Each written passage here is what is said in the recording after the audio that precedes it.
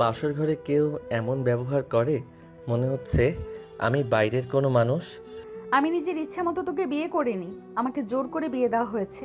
আমি তো জানতাম না যে আজকে আমাকে বিয়ে দিবে, তাও আবার এইভাবে।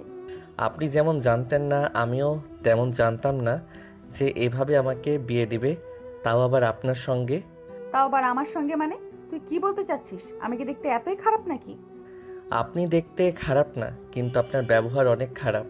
আপনার বাবার কোটি কোটি টাকা আছে, সেজন্য তো আপনার এত অ্যাটিটিউড।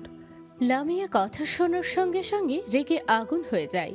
নয়নের দিকে বড় বড় চোখ করে তাকিয়ে আছে। এর মধ্যেই দরজায় কেউ নক করে। নয়ন দরজা খুলতেই দেখে তার বড় বোন সীমা দাঁড়িয়ে আছে। কি ব্যাপার রে? তোদের তো আজকে বাসর রাত, আর তোরা দেখতেছি ঝগড়া করতেছিস। বাসর ঘরে কেউ ঝগড়া করে? ঝগড়া করবো না তো কি করবো? বিয়েটা কি আমার মতে হয়েছে? দেখ লামিয়া, যেটা হওয়ার সেটা তো হয়ে গেছে। এই বিষয়টা নিয়ে যদি বারবার এখন ভাবতে থাকিস তাহলে কিছু হবে? বল, এই সিদ্ধান্তটা পুরো পারিবারিক। পরিবারের জন্যই তো কিছু বলতে পারলাম না, কিন্তু আমাদের দুজনের মধ্যে স্বামী স্ত্রীর মতো সম্পর্ক কখনোই হবে না, এটা তুই লিখে রাখিস সীমা। তুই এগুলো কি বলতেছিস? এরকম করলে হবে? এখন এগুলো বাদ দিয়ে দে, একে অপরের সঙ্গে কথা বল, দেখবি সবকিছু ঠিক হয়ে যাবে। কিন্তু এভাবে যদি ঝগড়া করতে থাকিস তাহলে কিন্তু কোনো কিছুরই সমাধান বের করতে পারবি না। সীমার কথা শুনে লামিয়া কিছুক্ষণ চুপ করে থাকে। তার চোখে রাগের কষ্ট একসাথে ভাসছে। সে জানে বাস্তবতাকে অস্বীকার করে থাকা যাবে না, কিন্তু মনের ভেতরের অস্থিরতাটাও কমছে না। এদিকে আরিয়ান দরজার পাশে দাঁড়িয়ে সবকিছু নীরবে শুনছিল। সে বুঝতে পারছে লামিয়ার কষ্টটা, কিন্তু নিজের অবস্থান থেকেও সে অসহায়। ধীরে ধীরে ভেতরে এসে শান্ত গলায় বলল, দেখেন, আপনি যদি আমাকে হাজবেন্ড হিসেবে মেনে নিতে না পারেন তাহলে ঠিক আছে, আলাদা হয়ে যাই আমরা। একটু ভেবে কথা বল, তোর মাথা ঠিক আছে? এগুলো যদি আব্বু আম্মু জানতে পারে তাহলে অনেক কষ্ট পাবে। আমি চাই না আমার জন্য ওনারা কষ্ট পাক। আপনি দেখছি সব দিকে ঠিক রাখতে চান। আপনি আমাকে হাজবেন্ড হিসেবে মেনেও নেবেন না, আবার আলাদা হবেন না, এটা কেমন কথা? সব বিষয়ে এত কথা বলিস না। তুই কি বুঝতে পারছিস না নাকি? সব কিছু জেনে শুনে কেন এরকম কথা বলিস? তুই জানিস না আমি আমার আব্বু আম্মুকে কত ভালোবাসি, তারা আমাকে কত আদর স্নেহ করে। তাদেরকে আমি এভাবে কষ্ট দিতে পারি? বুঝলাম, আপনি তাদের কষ্ট দিতে পারবেন না তাই বলে আমাকে কষ্ট দিবেন। আমিও তো একটা মানুষ, আমি তো আপনাকে ইচ্ছে করে বিয়ে করিনি, সবাই আমাকে জোর করে এই বিয়েতে রাজি করিয়েছে। তাছাড়া আপনার মতো সিনিয়র একটা মেয়েকে আমি বিয়ে কেন করব বলেন তো? আপনি কি ভেবেছেন সেটা আগে বলুন। তাদের এরকম কথা কাটাকাটি করতে দেখে সীমা দ্রুত সেখান থেকে চলে যায়। নয়ন কোনোভাবেই লামিয়াকে বোঝাতে পারছিল না। এদিকে লামিয়া এত পরিমাণে রেগে যায় তার মাথা ঠিক থাকে না। সে রাগের মাথায় পাশে দুধের গ্লাস রাখা ছিল, সেটা দিয়ে নয়নের দিকে ছুরি মারে। এই কাণ্ড দেখে নয়ন বলতে শুরু করে, এটা আপনি কি করলেন? যদি আমার গায়ে লাগবে তখন কি হতো বলেন তো? তাও ভালো আমি সরে গেছিলাম। এত রাগ কিন্তু ঠিক না। আপনি যদি এরকমভাবে আমার সাথে রাগারাগি করেন তাহলে কিন্তু আমি আপনার সঙ্গে থাকতে পারবো না। এমনভাবে কথাগুলো বলছিস মনে হচ্ছে আমি তোর সঙ্গে থাকার জন্য পাগল। রুম থেকে বের হয়ে যা, তোর মুখ দেখতে ইচ্ছে হচ্ছে না। ঠিক আছে, বের হয়ে যাচ্ছি। সবাই এমনিতেই বোঝা যাবে আপনার আর আমার মধ্যে সম্পর্ক কি। হুম, বুঝতে পেরেছি। সুযোগ বুঝে ভালোই তীর চালাচ্ছিস। সমস্যা নেই, এখন কিছু করারও তো নেই। দরজা লাগিয়ে দিয়ে রুমে কোথায় একটা ঘুমিয়ে পড়। কোথায় ঘুমাবো? আমি এই রুমে বাড়তি তেমন একটা কিছু নেই যেটা নিয়ে আমি ফ্লোরে ঘুমাবো। একটা কাজ করুন, মাঝখানে কোলবালিশ অন্যান্য কিছু দিয়ে মার্ক করে রাখেন। আপনি একপাশে ঘুমান, আমি একপাশে ঘুমাই। নয়নের কথা শুনে লামিয়াও সম্মতি জানায়। লামিয়া অনেক ক্লান্ত থাকায় সে বিছানায় শুয়ে পড়তে দেরি, ঘুমোতে দেরি হয় না। নয়ন কিছুক্ষণ বিছানার উপরে বসেছিল, কিন্তু হঠাৎ কারেন্ট চলে যায়। সে জানালা খুলতেই বাহিরে থেকে বয়ে আসতে শুরু করে ঠান্ডা শীতল হাওয়া। আবহাওয়া দেখে এসে বোঝা যায় আজকে ঝড় হবে, বৃষ্টি হবে। একদিকে তার মনের মধ্যে ঝড় বইছে, অন্যদিকে প্রকৃতির ঝড়। কিছুক্ষণ পরে মুষলধারে বৃষ্টি নামতে শুরু করে। সে জানালা বন্ধ করে দিয়ে বিছানায় শুয়ে পড়ে। ততক্ষণে লামিয়া গভীর ঘুমে আচ্ছন্ন হয়ে আছে। নয়ন কিছুক্ষণ লামিয়ার মায়াভরা মুখের দিকে তাকিয়েছিল। হঠাৎ বিশাল বড় একটা বজ্রপাতের আওয়াজ হয়। লামিয়ার সঙ্গে সঙ্গে নয়নকে জড়িয়ে ধরে। নয়ন চেষ্টা করার পরেও লামিয়া তাকে ছাড়ছিল না। লামিয়া কিভাবে ভয় পেতে দেখে নয়ন কোলবালিশটা একটু সরিয়ে দেয়। কপালে যে কি দুঃখ আছে কিছুই বুঝতেছি না। কেন যে বিছানায় ঘুমাতে গেলাম। আরে এত জোরে বজ্রপাত, আজকে যে পড়তে হবে কে জানতো। এখন যেভাবে জড়িয়ে ধরে আছে চাইলেও তো ছাড়ানো সম্ভব না। কি আর করব, এভাবে ঘুমিয়ে পড়ি। সারা রাত লামিয়া নয়নকে জড়িয়ে ধরে ঘুমিয়েছিল। সকালে ঘুম ভাঙতেই লামিয়া বুঝতে পারে তাদের মধ্যে থাকা কোলবালিশটা নেই। তার যে নয়নকে জড়িয়ে ধরে আছে, নয়ন তাকে জড়িয়ে ধরে ঘুমিয়ে আছে। ঘুম থেকে উঠে লামিয়া চিৎকার চেঁচামেচি শুরু করে দেয়। নয়ন ভয় পেয়ে পিছনের দিকে ঘুরে যায়। সঙ্গে সঙ্গে বিছানা থেকে সে পড়ে যায়। নয়ন বলতে শুরু করে, কি ব্যাপার, আপনি এরকম চেঁচামেচি করছেন কেন? কেউ শুনলে কি ভাববে বলেন তো? চিৎকার করবো না তো কি করব? তোকে আদর করব? তুই কোন সাহসে আমাকে জড়িয়ে ধরে ঘুমিয়ে আছিস? আমাকে টাচ করার সাহস তোকে কে দিয়েছে বল? আমার খুব ঠেকা পড়েছে আপনাকে জড়িয়ে ধরে ঘুমানোর, টাচ করার। আপনি রাত্রে বজ্রপাতের আওয়াজে ভয় পেয়ে আমাকে জড়িয়ে ধরেছিলেন। আমি চেষ্টা করব, আপনাকে সরাতে পারিনি, এজন্য ওভাবে ঘুমিয়ে পড়েছিলাম। ঘুমের মধ্যে একটু একটু হতে পারে, তাই বলে তুই আমাকে সরিয়ে দিবি না ধাক্কা দিয়ে? তা কেন সরাবি? তোর তো ভালোই লাগছিল, সেই জন্যই তো আমাকে জড়িয়ে ধরেছিলি। তোর চরিত্র আসলেই খারাপ। এটা আপনি কেমন কথা বললেন? আমার চরিত্র খারাপ মানে? আপনি আমার ওয়াইফ, আমি আপনার হাজবেন্ড, আপনাকে জড়িয়ে ধরতে পারি, এটা সাধারণ বিষয়। এখানে চরিত্র খারাপের কি দেখলেন আপনি? নয়নের কথা শুনে লামিয়া একটু এলোমেলো হয়ে যায়। কিছুক্ষণ চুপ করে থাকে, বলতে শুরু করে, কিন্তু আমি তো তোকে এখনো আমার শরীর টাচ করার অনুমতি দেইনি। এরপর থেকে খবরদার আমার শরীর টাচ করবি না। আপনাকে জড়িয়ে ধরতে আমার বইয়েই গেছে। যেভাবে রাগ দেখাচ্ছেন মনে হচ্ছে অন্য কোনো পুরুষ আপনাকে জড়িয়ে ধরেছে। কপাল ভালো যে আমাদের কালকে বিয়ে হয়েছে। যদি তা না হতো আজকে যে কি হয়ে যেত আমার, সেটাই ভাবছি। নয়ন কথাটা বলেই নিচে চলে যায়। সেখান থেকে শ্যাম্পু আর টাওয়ালটা নিয়ে রুমের দিকে যেতে শুরু করে। অন্যদিকে লামিয়া গোসল করতে অশ্রমে চলে গেছে। কিছুক্ষণ পর নয়ন রুমে প্রবেশ করে অশ্রমে নক না করে অশ্রমে প্রবেশ করতেই তার চোখ কপালে উঠে যায়। সে দেখতে পায় লামিয়া বিনা কাপড়ে দাঁড়িয়ে আছে। এটা দেখে অবাক হয়ে তাকিয়ে আছে। অন্যদিকে লামিয়া রেগে নয়নের কোমরের ওপর লাথি দিয়ে বাহিরে বের করে দেয়। নয়ন মনে মনে বলতে শুরু করে, এ আমি কি দেখলাম? আমার একদম এভাবে হুট করে ওয়াশরুমে ঢোকা উচিত হয়নি। আমার নক করা উচিত ছিল। এই ভুলটা আমি কিভাবে করলাম? উনি আমাকে কি ভাববেন এখন? লামিয়া গোসল শেষ করে বাহিরে বের হয়। লামিয়ার চোখে মুখে রাগের ছাপ স্পষ্ট ফুটে উঠেছিল। লামিয়া কিভাবে রাগান্বিতভাবে দেখে নয়ন একটু ভয় পেয়ে যায়। সে অন্য টপিকে কথা বলতে শুরু করে, কি ব্যাপার? গোসল করার পর আপনার মুখটা একদম লাল হয়ে গেছে। অনেক সুন্দর লাগছে আপনাকে মেকআপ ছাড়া। যে আপনাকে এত সুন্দর দেখতে মাত্র বুঝতে পারলাম। ফাজলামো করছিস? মনে করেছিস আমি বুঝতে পারবো না? তুই নক না করে অসময়ে ঢুকলি কেন? তুই জানতি আমি গোসল করছি, আমাকে নগ্ন দেখতে ভেতরে ঢুকেছিস, সেটা আমি বুঝি না মনে করেছিস? আপনি ভুল ভাবছেন। আমি আসলে বুঝতে পারিনি গোসল করছিলেন না, বুঝে ভিতরে ঢুকে গেছিলাম। বুঝলাম যে তুই না বুঝে ভেতরে চলে গেছিস, কিন্তু আমাকে দেখার পর বের হলি না কেন? চোখ বড় বড় করে আমার দিকে তাকিয়েছিলি কেন? আমাকে ওইভাবে দেখার খুব শখ না? আমার সেরকম কোনো ইন্টেনশন ছিল না। আসলে এই প্রথম কোনো মেয়েকে নগ্ন দেখছি, সেজন্য মাথা কাজ করছিল না। আর আপনি তো আমার পর কেউ নয়। একে তো মামাতো বোন, দ্বিতীয় এখন আমার বউ হন। তাহলে সমস্যা কি? তোর ধান্দা আমি খুব ভালোভাবেই বুঝতে পারছি। তবে কিন্তু আমি অনেকবার বলছি, তোর মতো জুনিয়র ছেলেকে আমি আমার হাজবেন্ড হিসেবে নিতে পারবো না। তারপরেও তুই আমার কোনো কথা মাথায় নিচ্ছিস না। আমার রাগ হলে কিন্তু ওর খবর আছে। লামিয়ার কথা শুনে নয়ন একটু স্থির হয়ে যায়। সে বুঝতে পারছিল তার আরও একটু সাবধানে চলা উচিত ছিল। সে লামিয়াকে বারবার বোঝানোর চেষ্টা করছিল যে সে ইচ্ছে করে এটা করেনি, ভুলবশত হয়ে গেছে। নয়ন বলতে শুরু করে, সরি, আমার সুন্দরী রাগী বউ, এখন থেকে আর ভুল হবে না। আমার সাবধানে থাকার চেষ্টা করব। তারপর আপনি বেশ স্মার্ট। অবশ্য আপনি রেগে গেলে আপনাকে দেখতে অনেক কিউট লাগে। আলহামদুলিল্লাহ, এত সুন্দরী একটা বউ পেয়েছি আমি, এটা আমার ভাগ্য। বেশি পাম দিতে হবে না, খবরদার আমাকে তেল মারতে আসবি না। কথা শুনলে একদম গা জ্বলে যায়। আর কখনো যেন আমার না হয়, মেজাজটা খারাপ করিস না আমার। বললাম তো, আর কখনো এমন হবে না। শুধু শুধু বকাবকি কইরেন না। আমাকে একবার মনে হয় আমি কারোর হাজবেন্ড, আবার মনে হয় আমি শত্রু। কখন কি হচ্ছে কিছুই বুঝতে পারছি না। নয়ন কথা শেষ করে খাওয়া দাওয়া করার জন্য নিচে ডাইনিং টেবিলে গিয়ে বসে পড়ে। কিছুক্ষণ পর সেখানে লামিয়া আসে।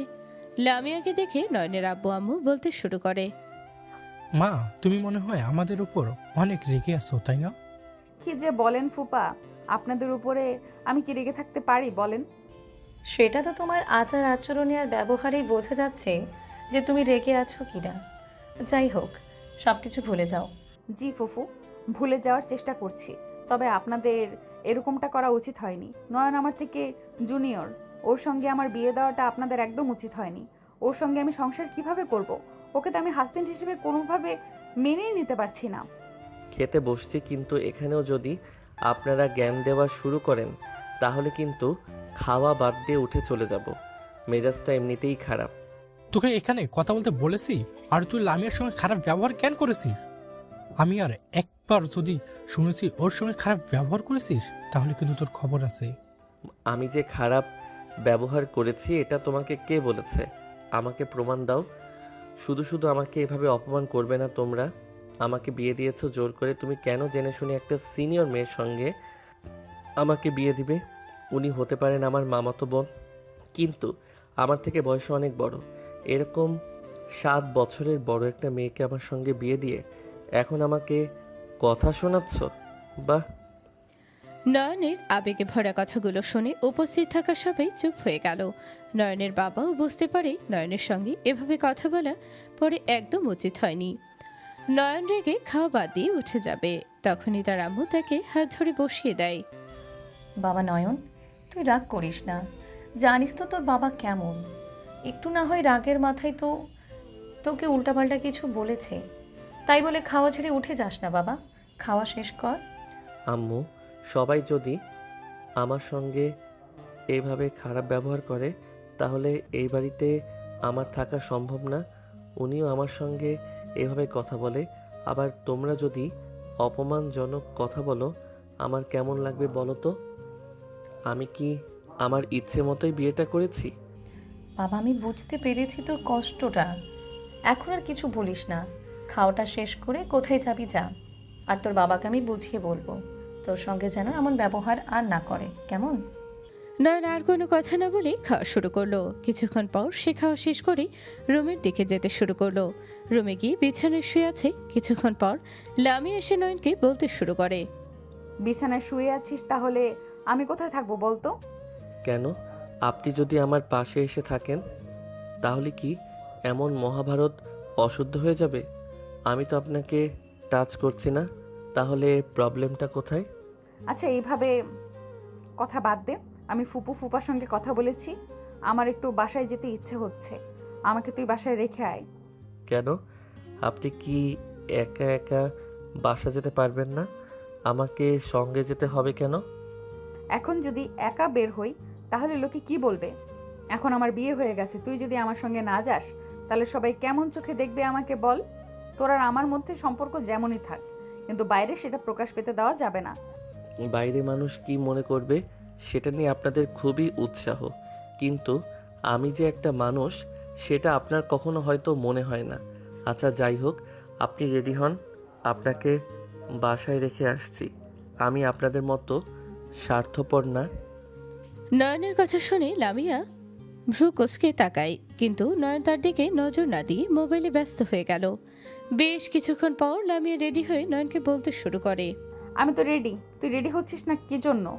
যে আপনার মতো আমার মেকআপ করতে হয় না। আমার রেডি হতে 2 মিনিট সময় লাগবে। নয়ন কথাটা বলেই একটা পেয়ার আর একটা শার্ট পরেই মুহূর্তের মধ্যে রেডি হয়ে গেল। লামিয়া দেখে অবাক হয়ে তাকিয়ে আছে।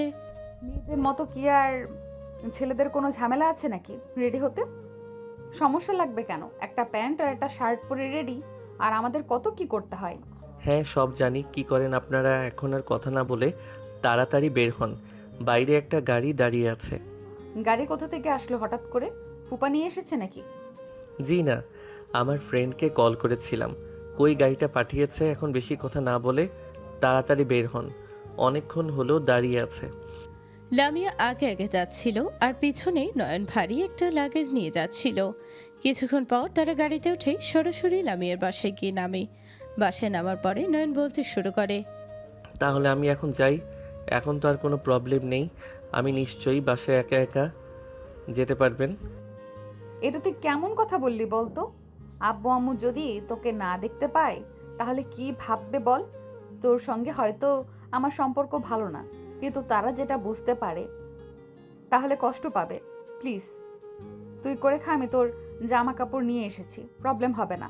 ও আচ্ছা, আপনি তাহলে প্রস্তুতি নিয়ে এসেছেন আর আমার জামা কাপড় সঙ্গে নিয়ে এসেছেন। আমাকে তো বললেন না। এটা যদি আমি করতাম এতক্ষণে ঝড় হয়ে যেত। বেশি কথা বলিস না, তাড়াতাড়ি চল তো। লামিয়া কথাটা বলেই নয়নকে সঙ্গে নিয়ে রুমে প্রবেশ করলো। লামিয়া পরিবার তাদের দুজনকে দেখে অনেক খুশি হয়। তাদের ব্যাগটা নিয়ে রুমে রেখে আসে। লামিয়ার বাবা বলতে শুরু করে, আচ্ছা, তোমরা যে আসবে আমাকে একটাবার বলবে না? আমি তো গাড়ি পাঠিয়ে দিতাম, না বলে এভাবে চলে আসলে। আমি তোমাদের চমকে দিতে চেয়েছিলাম, এটা সারপ্রাইজ। তুমি গাড়ি পাঠাবে কেন? নয়ন তো আছেই, ও থাকতে তোমার কষ্ট করতে হবে কেন? বাবা নয়ন, কেমন আছো তুমি? তুমি তো এই বাসায় আসতে চাও না, কিন্তু এখন তো এই বাড়ির জামাই। তুমি এখন তো রেগুলার আসতে হবে। তোমার উপরে আমার অনেক আশা, কিন্তু আমাকে কখনো হতাশ করো না। কি যে বলেন মামা, আমি আপনাদের কখনো হতাশ করব না। করব তো আগে একটা ছিল, এখন তো আরও গভীর সম্পর্ক হয়েছে। হ্যাঁ, সেটাই তো আমি বলি। তোমার সঙ্গে আমার অনেক গুরুত্বপূর্ণ কিছু কথা আছে, কিন্তু এখন বলবো না, পরে বলবো। এগুলো এখন তোমরা এসেছো, খাওয়া দাওয়া করো, একটু রেস্ট করো, তারপরে এই বিষয় নিয়ে কথা বলবো। লামিয়ার বাবার কথা শেষ হতেই লামিয়া নয়নকে সঙ্গে নিয়ে তার রুমে যায়। নয়ন রুমে প্রবেশ করে বলতে শুরু করে, কি ব্যাপার?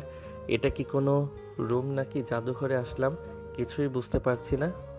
কেন এটা জাদুঘর হবে কেন? কোন অ্যাঙ্গেলে এটাকে তোর জাদুঘর মনে হচ্ছে বুঝিয়ে বল তো। না, চারপাশে এত ছবি, আপনার আবার মেকআপের কোনো অভাব নেই, সেজন্য বললাম আর কি। তোর আজকে খবর করে দেব, দাঁড়া। সব সময় শুধু ফাজলামো।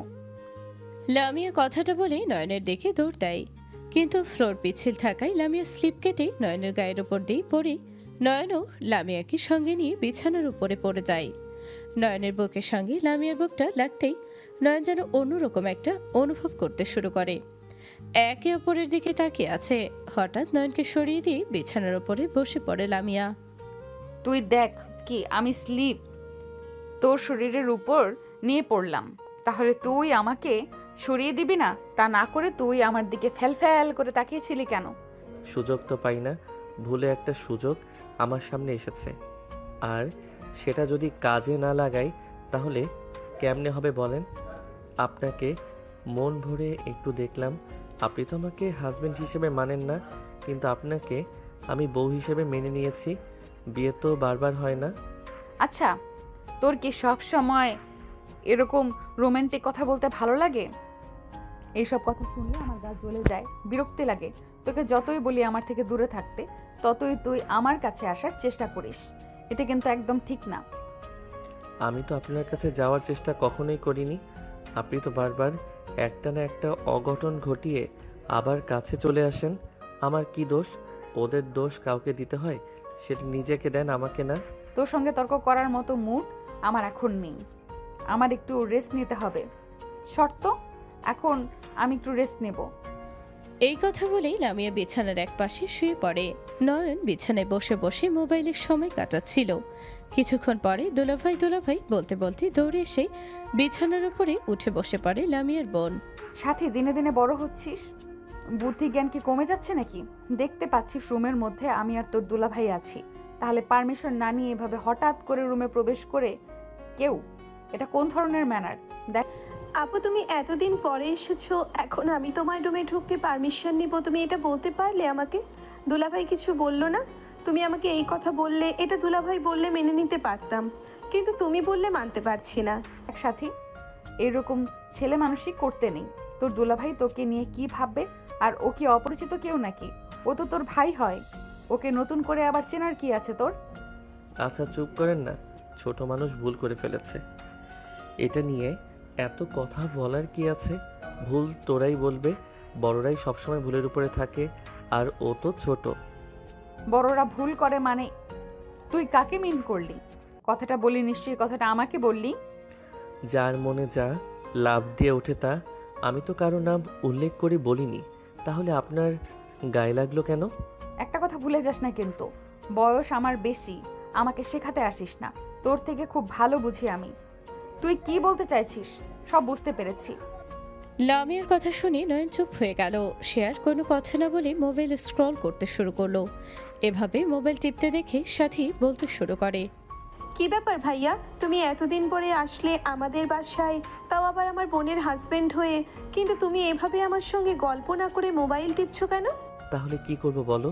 আমি কিছু বললেই তো তোমার বোন রেগে যায়, তাই চুপচাপ বসে মোবাইল স্ক্রল করছি। এছাড়া আর কোনো উপায় দেখছি না। আপু কথা বলে না তাই কি হয়েছে? আমি তো আপনার সঙ্গে কথা বলছি, আমার সঙ্গে আড্ডা দেন, তাহলে দেখবেন আপনার মন ভালো হয়ে যাবে। আচ্ছা চলেন একটা কাজ করি, ছাদে যাই। অনেক সুন্দর পরিবেশ, আমাদের ছাদের চারিপাশে গাছগাছালি গেলেই আপনার মন ভালো হয়ে যাবে, আমি শিওর। এখন ছাদে যাওয়া যাবে না, একটু পরে সন্ধ্যা হয়ে যাবে। আর ছাদে গিয়ে কি করবি? তুমি এত কথা বলো কেন আপু? তুমি নিজে তো যাবেই না, আবার আমাদেরকে যেতে দিবে না। ছাদে অনেক সুন্দর সুন্দর পেয়ারা ধরেছি, দুলাভাইকে নিয়ে সেগুলো পেরে আনি। পেয়ারা পেকে গেছে সেটা আমাকে আগে বললি না কেন? পেয়ারা গাছ আমি লাগিয়েছি, আর আমি সেটা পারবো, বুঝতে পারলি তো? তুই হাত দিবি না। কোথায় লেখা আছে যে আমি পেয়ারা পারতে পারবো না? আর এটাই বা কোথায় লেখা আছে যে গাছটা তুমি লাগিয়েছো? তুই তো দেখছি অনেক পাকনা হয়ে গেছিস, বড় বড় কথা বলিস। এখন যা, পরে ছাদে যাব। সাথী তার বোনের কথা না শুনে নয়নকে টেনে নিয়ে ছাদে যায়। নয়ন ছাদে গিয়ে বলতে শুরু করে, কি ব্যাপার সাথী, ছাদে যে এত সুন্দর পেয়ারা গাছ হয় সেই রকম তো জানতামই না। এত সুন্দর পেয়ারা ধরেছে, বাহ মাশাল্লাহ, দেখতে অনেক ভালো লাগছে। তা কয়েকটা পারো, খাই। নিশ্চয়ই, আপনাকে পেয়ারা খাওয়ানোর জন্যেই তো ছাদে নিয়ে এসেছি। এই ধরুন, এটা অনেক মজা লাগবে, একবার খেয়ে দেখুন। আসলেই তো পেয়ারাগুলো তো অনেক মিষ্টি। ছাদে এত সুস্বাদু পেয়ারা গাছ লাগানো যায় আগে জানতাম না। আমার বাসার ছাদেও কয়েকটা লাগাতে হবে। নয়ন সাথীর সঙ্গে পেয়ারা খাচ্ছিল আর গল্প করছিল। কিছুক্ষণ পরে লামিয়ে গিয়ে সাথীকে বকাবকি করতে শুরু করে। সাথী মন খারাপ করে অন্য পাশে গিয়ে বসে আছে। নয়ন লামিয়াকে বলে, আপনি কি কাজটা ঠিক করলেন? ছোট মেয়ে, ওকে এত কিছু বোঝে? ও কিভাবে বকাবকি করেন? কি জন্য আপনি সবসময় ছোটদের সবসময় আদর স্নেহ করতে হয়, সেটা কি আপনি জানেন? ও ছোট না, তুই এখন ওকে চিনতে পারিসনি। ও আসলে একটা পাকনা। আমি ওকে বললাম কিছুক্ষণ পরে ছাদে গিয়ে পেয়ারাগুলো পেরে আনছি, ও লাফাতে লাফাতে ছাদে এসেছে কেন? এগুলো বিষয় না, আর কোনো কথা বললেন না। এখন যেগুলো বাকি আছে সেগুলো পেরে আপনি খান, প্রবলেম নাই। পেয়ারাগুলো পেরে নিয়ে কি আমি একা একা খাবো নাকি? সবাইকে সামনে নিয়ে খাবো। আর এটা নিয়ে এত কথা বলার কি আছে? আচ্ছা যাই হোক, এখন এই বিষয়গুলো নিয়ে কথা না বলাই ভালো। শুধু শুধু মেয়েটা রেগে অন্য পাশে গিয়ে বসে আছি, রাগটা ভাঙলাম। দেখি কত পারেন। আমার তো দরকার পড়ে নাই, ওকে আদর দিতে দিতে ও মাথায় উঠে গেছে। এখন ওকে যত প্রশ্রয় দেওয়া যাবে তত মাথায় উঠবে। তোর যদি এত দরকার পড়ে তাহলে তুই ওর রাগ ভাঙা। আচ্ছা, এখন এগুলো কথা বাদ দিয়ে নিচে চলেন, সাথে তুমি আসো। আরও অভিমান করে থেকো না। তুমি জানো তো তোমার বোন কেমন, আসো আমার সঙ্গে। নয়নের এরকম উস্কানিমূলক কথা শুনে লামিয়া রেগে গিয়ে নয়নকে সাথে সামনেই চড় মেরে বসে। এই কাণ্ড দেখে সাথী অবাক হয়ে যায়। অন্যদিকে নয়ন গাল ধরে সরাসরি নিচে চলে যায়, গিয়ে রুমে শুয়ে পড়ে। এদিকে সাথী লামিয়াকে বলতে শুরু করে, আপু এটা তুমি কি করলে? তুমি ভাইয়াকে কিভাবে মারলে? কেন? কাজটা একদম ঠিক করনি, অনেক খারাপ। কি কথা বলেছেন এমন? তার জন্যে আপনার গায়ে হাত তুললে তুমি? তুই একদম কথা বলবি না। তোর মনে নাই ওর গায়ে হাত তুলেছি আমি? এমনিতেই তোর সঙ্গে পারা যায় না, তার উপরে আবার তোকে মাথায় তুলেছে, সেজন্য রাগ কন্ট্রোল করতে পারিনি। এখন একটা কথা আমার সামনে বলিস না, মেজাজটা কিন্তু খারাপ। তাই বলে তুমি তোমার হাজবেন্ডকে মারবে, এই শিক্ষাই কি তোমাকে আব্বু আম্মু দিয়েছিল? বেশি কথা বললে তো বলবে ছোট মুখে বড় কথা ফুটেছে, কিন্তু আসলে এটাই বাস্তব কথা। নিজের হাজবেন্ডের গায়ে যে হাত তোলে সে কখনোই ভালো একজন ওয়াইফ হতে পারে না। সাথীর এরকম প্রতিবাদমূলক কথা শুনে লামিয়া রেগে গিয়ে সাথীকেও একটা চড় মেরে বসে। সাথী কান্না করতে করতে তার রুমে চলে যায়। লামিয়ার ছাদে না থেকে তার রুমে গিয়ে দেখে নয়ন ততক্ষণে ঘুমিয়ে গেছে। নয়নকে দু একবার ডাকলেও সে সাড়া দেয় না। কিছুক্ষণ পর লামিয়া ঘুমিয়ে পড়ে। সন্ধ্যার আজান হওয়ার আগে নয়নের ঘুম ভাঙে। ঘুম থেকে উঠে দেখে লামিয়া তার পাশে ঘুমিয়ে আছে। তারপর সে আর কোনো উপায় না পেয়ে সোফায় গিয়ে শুয়ে পড়ে। কিছুক্ষণ পর লামিয়ার চোখ খুলতে দেখে নয়ন সোফার উপরে বসে আছে। লামিয়া নয়নকে কিছু জিজ্ঞেস করতে যাবে, তার আগে লামিয়া কি বলে। আপনি হ্যাপি তো? বয়সে ছোট দেখে সম্মান না করলে অন্তত হাজবেন্ড হিসেবে তো একটু সম্মান করতে পারতেন। এভাবে গায়ে হাত তুলবেন কখনো কল্পনা করতে পারেননি। যাই হোক, ভালো করেছেন। আর কিছু বলার নেই আপনাকে। দেখ নয়ন, তখন আমার মাথায় এমনিতেই ঠিক ছিল না। রাগের মাথায় তোকে সাথীর সামনে ওভাবে চড় মেরে ফেলেছি। আসলে ওকে চড় মারাটা আমার একদম উচিত হয়নি। তো এই বিষয়টা ভুলে যা প্লিজ। শরীরের ব্যথা ভুলে গেলেও মনে যে কতটা তৈরি হয়ে গেছে, সেই ক্ষতিটা কি কখনো শুকাবে?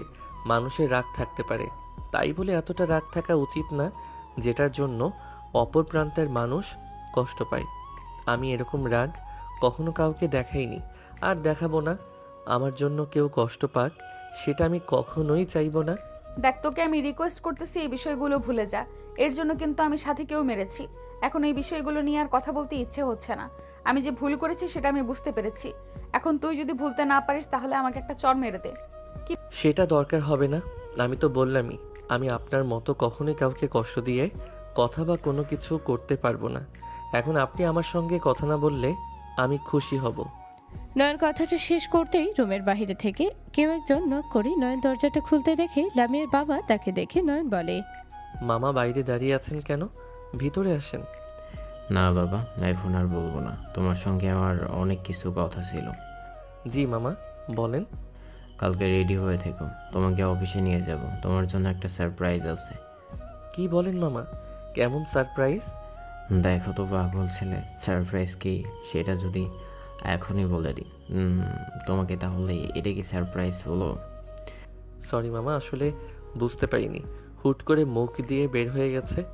আমি কি একাই যাব নাকি? না, তুমি একা হয়ে যাবে কেন? আমি আছি, আর লামিও তো আছে। আল্লাহ, আমিও তোমার সঙ্গে যাব। আসলে মামা, কালকে আমি বাসায় চলে যেতে চাইলাম, কিন্তু আপনি তো অফিসে যেতে বলছেন। এখন কি করি বুঝতে পারছি না। আজকে আসলে কালকে তোমার বাসায় যেতে হবে কেন? কয়েকদিন থাকো, তারপর বাসায় যাও। এত তাড়া কিসের? আচ্ছা ঠিক আছে মামা, আমি সকালে রেডি হয়ে থাকবো। লামিয়ার বাবা কথাটা বলে নয়নের মাথায় হাত বুলিয়ে চলে গেল। নয়ন দরজাটা লাগিয়ে দিয়ে সোফায় বসতে যাবে, তখনই লামিয়া তাকে জিজ্ঞেস করে, ব্যাপার নয়ন, আব্বু তোকে কি বললো? সাথী আমার আব্বাকে সব কিছু বলে দেয়নি তো? ওর তো পেটে কোনো কথা থাকে না নাকি? তুই কিছু বলেছিস আব্বুকে? না বুঝে হুটহাট করে একটা কথা বলবেন না। মামা এসেছিল অন্য একটা দরকারে, কালকে আমাকে নিয়ে অফিসে যাবে, সেটাই বলতে এসেছিল। আপনি উল্টা আর একটা কথা ভেবে যাচ্ছেন। তোকে নিয়ে অফিসে যাবে কেন? আপু তো আমাকে বললো কালকে অফিসে যাওয়ার জন্য, কিন্তু তুই যে যাবি সেটা তো আমাকে বললো না। হয়তো অফিস ভিজিটের জন্য নিয়ে যাচ্ছে আমাকে, আবার অন্য কিছু হতে পারে, আমার কোনো আইডিয়া নেই। কালকে গেলেই বুঝতে পারবো। লামিয়ার সঙ্গে নয়ন কথা বলতে চাইছে না। লামিয়ার প্রতি তার শুধু ঘৃণা কাজ করছে। সে আর কোনো কথা না বলে সোফায় বসে মোবাইল দেখছিল। দেখতে দেখতে ঘুমিয়ে পড়ে। এদিকে লামিয়াও বিছানায় ঘুমিয়ে পড়ে। সকালে ঘুম ভাঙতে নয়ন গোসল দিয়ে ফ্রেশ হয়ে অফিসে যাওয়ার জন্য রেডি হয় ফর্মাল ড্রেসে। লামিয়া নিচে থেকে এসে দেখে নয়ন রেডি হয়ে আয়নার সামনে দাঁড়িয়ে আছে। নয়নকে এরকম ফর্মাল ড্রেসে দেখে লামিয়া হা করে তাকিয়ে আছে। তার থেকে চোখটা ছাড়াতে পারছে না। কি ব্যাপার, এরকম ফর্মাল ড্রেস পরেছিস দেখে তো অফিসারের মতো লাগছে। যাই হোক, একটু ওয়েট কর, আমি রেডি হচ্ছি। আব্বু বাইরে বসে আছে, তুই ওখানে যা। নয়ন নামের কথা শুনে নিচে চলে যায়। সেখানে গিয়ে দেখে লামিয়ার আব্বু বসে আছে। তার পাশে বসতেই বলতে শুরু করে, বা নবেন, তোমাকে তো অনেক সুন্দর লাগছে। আমি তোমাকে বলতে চেয়েছিলাম যে ফর্মাল ড্রেস পরো, কিন্তু না বলতেই পড়েছো। তোমাকে অনেক মানিয়েছে। আর লামিয়া কোথায়? এখনও কতক্ষণ লাগবে? লেট হয়ে যাচ্ছে তো আমার। আমাকে বলল অল্প সময় লাগবে, হয়তো রেডি হচ্ছে, চলে আসবে কিছুক্ষণের মধ্যেই। আব্বু আমি চলে এসেছি। আমাকে কেমন লাগছে বললে না তো? তুমি কিন্তু এখন আর আমাকে আগের মতো প্রশংসা করো না। অনেক সুন্দর লাগছে আম্মু। চলো, আমাদের এমনিতেই অনেক দেরি হয়ে গেছে, দ্রুত যেতে হবে। তাড়াহুড়ো করে সবাই গাড়িতে অফিসের দিকে চলে যায়। এদিকে অফিসের সবাই তাদের জন্য শুভেচ্ছা উপহার রেডি করে ফেলেছে। তারা যাতে সবাই শুভেচ্ছা জানায়। নয়নের হাতে ফুলের তোড়া তুলে দেয়। এটা দেখে লামিয়া একটু অবাক হয়ে যায়, কারণ তাকে ছেড়ে নয়নকে এত সম্মান দেওয়াটা তার পছন্দ হচ্ছিল না। সে বুঝতেই পারছে না কি হচ্ছে। সবাই শুভেচ্ছা জানানোর পর অফিসে প্রবেশ করে নয়ন লামিয়া। লামিয়ার আব্বু সবার সঙ্গে কথা বলতে বলতে লামিয়ার আব্বু সবাইকে বলে, অ্যাটেনশন প্লিজ, আমি আপনাদের আজকে বিশাল একটা অ্যানাউন্সমেন্ট করতে যাচ্ছি। আপনারা হয়তো অনেক অবাক হবেন, তবে আমি খুবই আশাবাদী যে আমি যেটা করতে যাচ্ছি বা বলতে যাচ্ছি সেটা এই অফিসের জন্য অনেক হেল্পফুল হবে। এটাই আমি আশা করি। আপনারা সবাই রেডি তো? জি স্যার, আমরা সবাই রেডি আছি। আপনি বলুন, আমরা অনেক এক্সাইটেড আপনার কথা শোনার জন্য।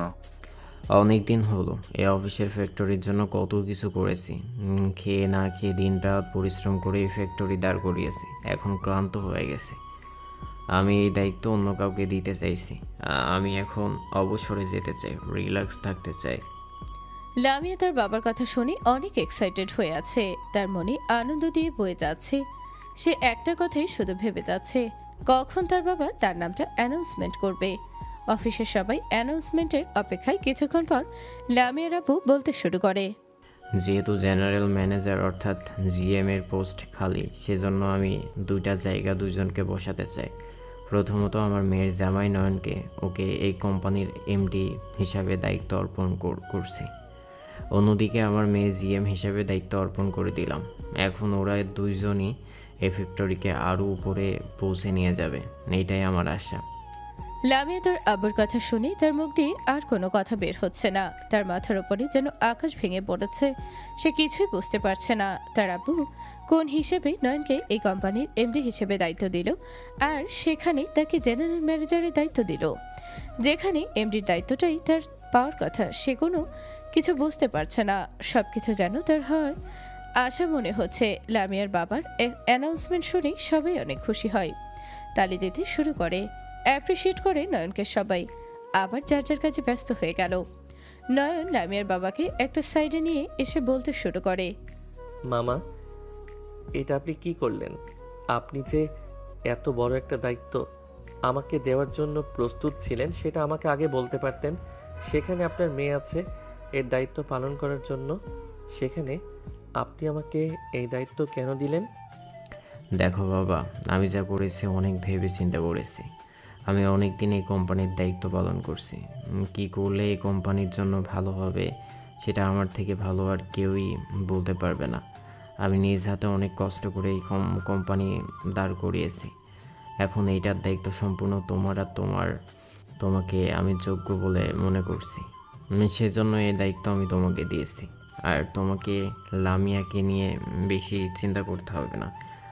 তুমি তোমার দায়িত্ব পালন করে দাও। ও যে দায়িত্ব দিয়েছি সেটা পালন করতেই হিমশিম খেয়ে যাবে। আমি এটা খুব ভালো করেই জানি। তারপরেও মামা, এতক্ষণে হয়তো উনি আমাকে খারাপ ভেবে ফেলেছে। এমনিতে আমাকে লোভী বলে সম্বোধন করে, তার উপর আপনি এখনই কোম্পানির এমডির দায়িত্ব আমাকে দিয়েছেন। এখন তো উনি আরও রেগে যাবেন। আপনি প্লিজ এই দায়িত্বটা আমাকে না দিয়ে ওনাকে দেন, সেটাই ভালো হবে। আমি যেটা করেছি সেটা সবার ভালোর জন্য করেছি লামিয়া।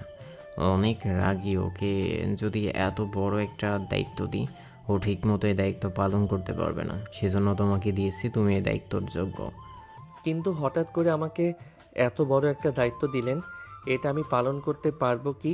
এত বড় জায়গায় আমি কখনো কাজ করিনি, আমার সেই যোগ্যতা নেই। সবাই তোমাকে হেল্প করবে, আমি তো আছি, লামিয়াও তোমাকে হেল্প করবে। তাছাড়া অফিসের অন্য স্টাফ তো আছে। তুমি এত চিন্তা করছো কেন? সবাই তোমার পাশে থাকবে। নয়ন আর কোনো কথা না বলে অফিসটা ঘুরে ঘুরে দেখতে লাগলো। সবার সঙ্গে পরিচয় হচ্ছিল। অন্যদিকে লামিয়ার আব্বু সব কাগজপত্র রেডি করছিল। এদিকে লামিয়া একটা রুমে বসে আছে, ভীষণ রেগে আছে। তার বাবার এরকম কাণ্ড দেখে সে নিজেকে কন্ট্রোল করতে না পেরে বাহিরে বের হয়। সে দেখতে পারে নয়ন সবসময় কথা বলছে। নয়নকে দেখে এগিয়ে গিয়ে বলতে শুরু করে, তুই কাজটা একদম ঠিক করিসনি। আব্বুকে ফুসলিয়ে ফাসলিয়ে কোম্পানির এমডির দায়িত্বটা নিয়ে নিলি, একদম ঠিক করিসনি। বিশ্বাস করুন, আমি কিছুই জানতাম না এই বিষয়ে। মামা শুধু আমাকে অফিসে আসতে বলেছিল, কিন্তু এত বড় একটা দায়িত্ব দেওয়ার জন্য যে অফিসে নিয়ে এসেছে সেটা আমি জানতাম না। এতদিন তোকে আমি ভালোভাবে বুঝতে পারিনি, কিন্তু আজকে তোকে হাড়ে হাড়ে আমি চিনতে পেরেছি। তুই যে কত বড় একটা লোভী আজকে জানতে পেরেছি। আপনি কি বলছেন এগুলো? আপনি কি বলছেন এগুলো? আমি কখনোই লোভী ছিলাম না। লোভী নয়, আমি এই দায়িত্বে থাকতে চাই না। মামাকে অনেকবার বোঝানোর চেষ্টা করেছি যাতে আপনাকে এই চেয়ারে বসাই, কিন্তু মামা আমাকে এই দায়িত্বটা দিতে চায়। এখন আমি কি করব বলেন? চুপ থাক, একদম কথা বলবি না। সব কিছু জেনে শুনে এখন নাটক করছিস, মনে করেছিস আমি কিছুই বুঝি না। তুই আমার চোখের সামনে থেকে যা, আমিও দেখে নিব কিভাবে তুই এই দায়িত্বে থাকিস। আপনি এভাবে চিৎকার করছেন কেন? অফিসের সবাই তাকিয়ে আছে আমাদের দিকে। প্লিজ আপনি বাসায় গিয়ে যা বলার বলুন, কিন্তু এখানে একটু চুপ থাকুন। সবাই খারাপ ভাববে আপনাকে। যত সব আদিক্ষেতা, নিজেকে খুব চালাক মনে করিস তুই না? আমি কিছুই বুঝি না। তুই অল্প কথা বলিস, কিন্তু তোর মনের মধ্যে অনেক প্যাচ আমি খুব ভালোভাবেই বুঝে গেছি। পুরো অফিসের সবাই তাদের দেখে তাকিয়ে আছে। লামিয়া অনেক উচ্চস্বরে কথা বলছিল, কিন্তু নয়ন আর সেখানে দাঁড়িয়ে না থেকে অন্য জায়গায় চলে যায়। কিছুক্ষণ পর লামিয়ার আব্বু নয়নকে ডেকে নেয়, ডেকে বলতে শুরু করে, নয়ন সব কিছু রেডি করে ফেলেছি। লামিয়া, আমি কি শুনলাম তুমি নাকি অফিসের মধ্যে চেঁচামেচি করেছ নয়নের সঙ্গে? এটা কিন্তু ঠিক না। তুমি কিন্তু অতিরিক্ত রাগারাগি করছো।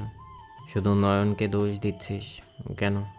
ওকে দায়িত্ব আমি দিয়েছি, এটাও ইচ্ছা করে আমার কাছে চেয়ে নেয়নি।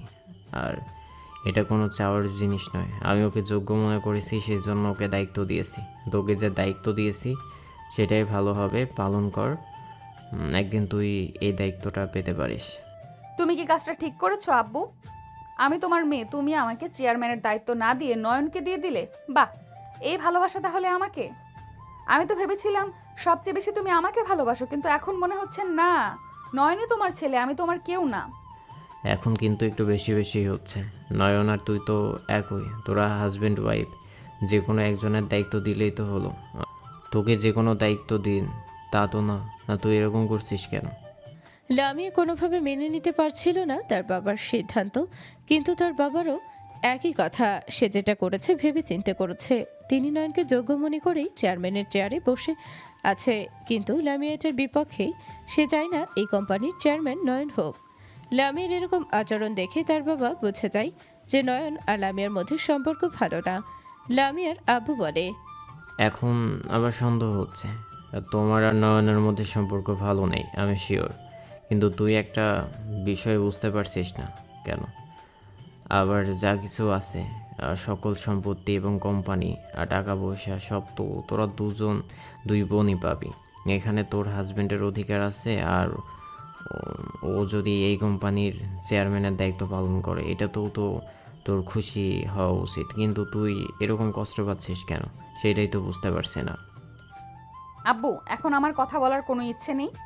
তুমি সেটা ভালোই মনে করেছো। তুমি যেটা ভালো মনে করেছো সেটাই করেছো, কিন্তু তুমি আমাকে ভালোবাসো না। যদি ভালোবাসতে তাহলে আমার সঙ্গে এরকম কাজ কখনোই করতে না। যাই হোক, আমি তাহলে এখন বাসায় যাই, এখানে তো আমার কোনো কাজ নেই। কি বলিস? বাসায় যাবে কেন? এখনও অনেক কাজ বাকি আছে, সেগুলো কমপ্লিট করতে হবে। চল কনফারেন্স রুমে চল।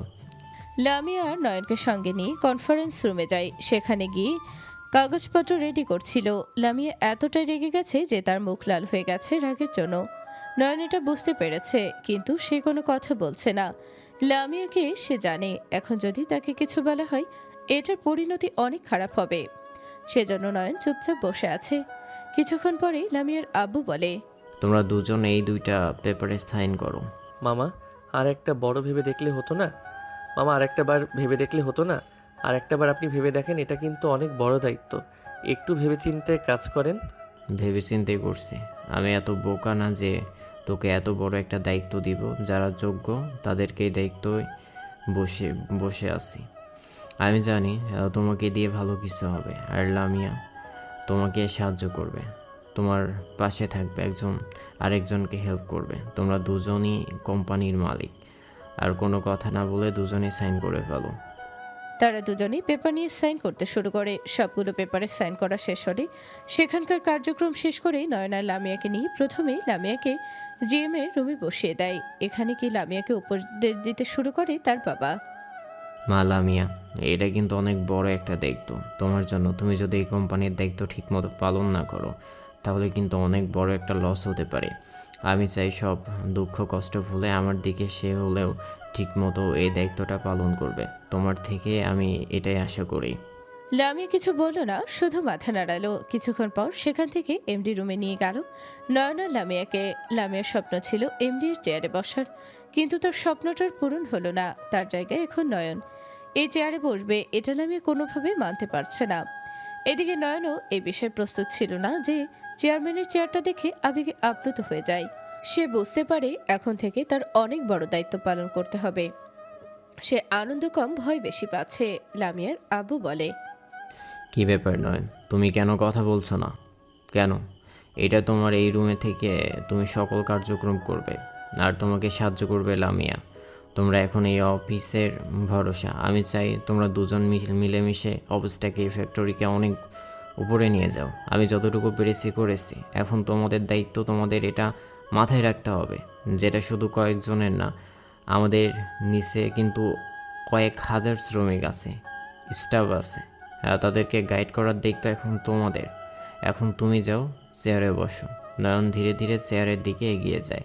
চেয়ারের সামনে গিয়ে কিছুক্ষণ দাঁড়িয়ে থাকে। লামিয়ার আব্বুর বলায় সেই চেয়ারের উপরে বসে। সে বুঝতে পারে এই চেয়ারের ওজন অনেক, এখানে অনেক দায়িত্ব লুকিয়ে আছে। পুরো কোম্পানি এখন তার কন্ট্রোল করতে হবে। অনেক কঠিন একটা কাজ হবে তার জন্য। মামা, আপনি আমাকে যে দায়িত্ব দিয়েছেন এটা আমি 100% দিয়ে চেষ্টা করব পালন করার জন্য। পুরো কোম্পানির মধ্যমণি আপনি, যেহেতু বিশ্বাস করে আমাকে এই দায়িত্ব দিয়েছেন, মনে প্রাণে আমি চেষ্টা করব এই দায়িত্বটা পালন করার। তুই এই চেয়ারের যোগ্য না, সেজন্য তোর এত ভয় হচ্ছে। এখানে এত ভয় পাওয়ার কি আছে? তুই ভয় পাচ্ছিস সেই কারণ তুই এই দায়িত্ব কখনোই পালন করতে পারবি না। সেটা আমি খুব ভালো করেই জানি। এখনো সময় আছে। এটা কি হচ্ছে লামিয়া? তুই নয়নের সঙ্গে এভাবে কথা বলছিস কেন? ওকে অ্যাপ্রিসিয়েট কর। তোকে সাহস দিবে তা না করে তুই ওকে ভয় দেখাচ্ছিস। ও তো তোর হাজব্যান্ড হয়। ছোট লোক কোথাকার! তোকে আমি সাহস সম্মান কোনোটাই দিব না। কখনো এই চেয়ারটা আমার পাওয়ার কথা ছিল, কিন্তু হুট করে কোথা থেকে উড়ে এসে এই চেয়ারে বসে পড়লি তুই। আমিও দেখে নিব। কি ব্যাপার? তোকে আমি কি বললাম আর তুই কি বিড়বিড় করছিস? অনেক কথা হয়েছে, এখন চল ক্যান্টিনে যাই। এই সুযোগে ক্যান্টিন পরিদর্শন করা হবে। অনেক দিন হলো যাওয়া হয় না, খাওয়া দাওয়া করা হবে। লামিয়া তার বাবার সঙ্গে না গিয়ে সরাসরি বাসায় চলে যায়। লামিয়ার আব্বু নয়নকে সঙ্গে নিয়ে খাওয়া দাওয়া শেষ করে পুরো অফিস ফ্যাক্টরি ভিজিট করে তাকে সব কিছু ভালোভাবে বুঝিয়ে দেয়। অফিসে তাদের কার্যক্রম শেষ করে তারা বাসার দিকে রওনা হয়। কিন্তু সে এত বড় একটা দায়িত্ব পেয়েছে, এ বিষয়ে তারা আব্বু আম্মু কোনো কিছুই জানে না। কিন্তু এখন সেটা জানাতে চায় না। সে আসলে এই দায়িত্বে থাকতেই চায় না। সে চায় এই দায়িত্ব লামিয়ে পালন করুক, কিন্তু সে এই অফিসের জন্য ভালো একটা কাজ করে যেতে চায়। তারপরে দায়িত্বটা লামিয়াকে দিয়ে দিবে। এটা ভাবতে ভাবতে সে বাসায় গিয়ে দেখে লামিয়া রুমে শুয়ে ঘুমাচ্ছে। সে আর রুমে না থেকে ফ্রেশ হয়ে বাহিরে একটা ব্রিজে বসে থেকে শুরু করছে কিভাবে এত বড় একটা দায়িত্ব সে পালন করবে। কি ব্যাপার নয়ন, তুমি বাইরে এভাবে মন খারাপ করে বসে আছো কেন? আমি সব কিছু শুনেছি। ও তোমার সঙ্গে কেমন ব্যবহার করেছে। ও আসলে একটু রাগী, কিন্তু ওর মন অনেক ভালো। কিন্তু কি জন্য এরকম করেছে সেটা আমি বুঝতে পারছি না। তবে দেখো, ও একসময় সব কিছু বুঝবে, তোমাকে কাছে টেনে নিবে, তোমাকে এগিয়ে যেতে সাহায্য করবে। এটা আমি বিশ্বাস করি। মামি, আপনি একদম ঠিক কথা বলেছেন। উনি একটু রাগী বেশি, তবে আমি কিন্তু কোম্পানির কোনো দায়িত্বে থাকতে চাইনি। মামা আমাকে জোর করে এখানে বসে আছে, সেজন্য আরও বেশি রেগে আছে আমার উপরে। উনি সন্দেহ করছে আমি মামাকে ফুসলে এই দায়িত্বটা কেড়ে নিয়েছি ওনার থেকে, কিন্তু এটা আসলেই সম্পূর্ণ মিথ্যে। সেটা আমি জানি, তুমি কিছুই জানো না। এটা একদম সত্যি কথা। তোমার মা আমাকে সব কিছু বলেছে, কারণ লামিয়াকে সে ভয় পায়। লামিয়া অনেক বেশি পরিমাণে রাগী ও আবেগী। ও ও যদি কোম্পানির দায়িত্ব নেয় তাহলে কোম্পানির ক্ষতি হতে পারে, সেই জন্য তোমার মামা ভেবেচিন্তেই তোমাকে দায়িত্বটা দিয়েছে। কিন্তু উনি বুঝতে পারেনি যে লামিয়া এত পরিমাণে রেগে যাবে উনার উপরে। লামিয়া কেন বুঝতে পারছে না? তোমাকে দায়িত্ব দেয় একই তো, এই কোম্পানির ভবিষ্যৎ ওদের দুই বোনেরই তো হবে, কিন্তু ও এটা কেন বুঝতে পারছে না আমি বুঝি না। নয়ন তার মামির সঙ্গে কথা শেষ করে রুমে চলে আসে। এসে তার অফিসিয়াল কাজে একটু ব্যস্ত হয়ে যায়। ল্যাপটপ বের করে অফিসের সকল খুঁটিনাটি বিষয় নিয়ে ঘাটাঘাটি শুরু করে। কিভাবে তাদের কোম্পানি আরও উপরের দিকে নেওয়া যায়। সে ঘাটতে ঘাটতে তার চোখে পড়ল 16-এ বাইরের লিস্ট। সে বুঝতে পারে এটা অনেক বড় একটা বায়ার কোম্পানি থেকে কখনোই তার সঙ্গে যোগাযোগ করতে পারেনি, কিন্তু সে তার সঙ্গে যোগাযোগ করতে চায়, তার সঙ্গে কাজ করতে চায়। কিন্তু সে এত বড় একটা বায়ারের সঙ্গে কখনো কাজ করতে পারবে কি না। সে কিছুক্ষণ ল্যাপটপ ঘাটাঘাটি করতে করতে ক্লান্ত হয়ে ঘুমিয়ে পড়ে। সকালে ঘুম ভাঙতেই সে গোসল করে রেডি হয়ে খাওয়া দাওয়া করে অফিসের উদ্দেশ্যে রওনা হয়ে যায়। তার যাওয়ার একটু পরে লামিয়া অফিসে উপস্থিত হয়। অফিসে গিয়ে তার পিএস নীলাকে জিজ্ঞেস করে, আচ্ছা নীলা, আপনি কি এই বায়ারের ব্যাপারে কিছু বলতে পারেন? হ্যাঁ স্যার, তিনি অনেক বড় বয়ান। এনার সঙ্গে স্যার অনেকবার ডিল করার চেষ্টা করেছেন, কিন্তু কখনোই ব্যাটে বলে মেলেনি। আসলে সেই জন্যই হয়নি। ওনার সঙ্গে ঠিক করা এত সহজ বিষয় নয়। বড় স্যার অনেক চেষ্টা করেছেন। উনি চেষ্টা করেছেন, আবার করতে বাধা কোথায়? এই বায়ারের সঙ্গে যদি ডিল করতে পারি তাহলে এই কোম্পানি অনেক দূরে এগিয়ে যেতে পারবে।